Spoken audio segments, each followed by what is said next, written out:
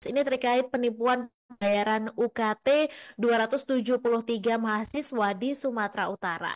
Jadi seperti diketahui bahwa ratusan mahasiswa di Universitas Muhammadiyah Tapanuli Selatan Sumatera Utara ini menjadi korban penipuan terkait pembayaran uang kuliah tunggal atau UKT.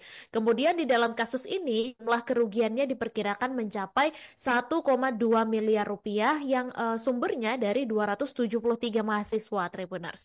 Jadi para korban ini terjebak dalam modus pelaku yang menjanjikan pembayaran UKT dengan keunggulan bebas antri begitu melalui agen palsu. Sehingga pelaku penipuan ini merupakan siswa begitu. Dia adalah Ahmad Andrian dan juga admin klinik Musandi Lubis berusia 5 tahun.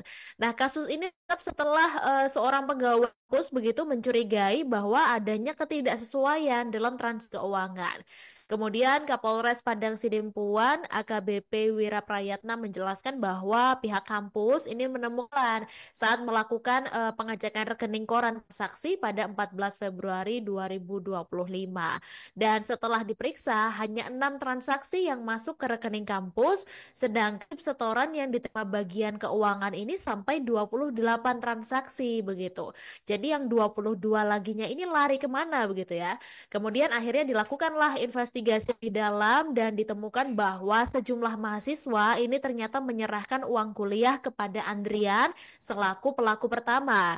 Kemudian modus yang digunakan ini melibatkan Nanda, yaitu pelaku kedua yang mengaku sebagai pegawai bank.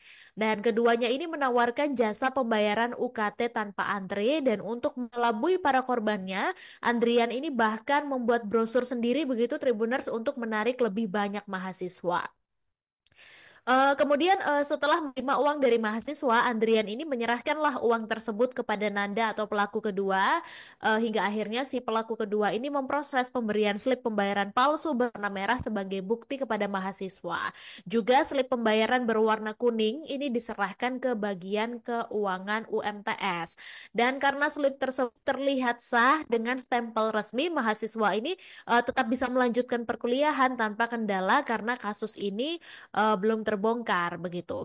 Kemudian keuntungan dari skema ini dibagi dengan porsi 65% untuk Nanda dan 35% untuk Andrian, di mana dalam kasus ini polisi juga menyita sejumlah barang bukti begitu, di antaranya satu unit Vespa yang diduga berasal dari hasil kejahatan.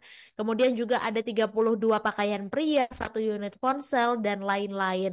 Kemudian para pelaku ini dijerat pasal 378 dengan ancaman hukuman hingga 4 tahun penjara, dan polisian juga mengimbau mahasiswa yang merasa menjadi korban ini untuk bisa segera melapor.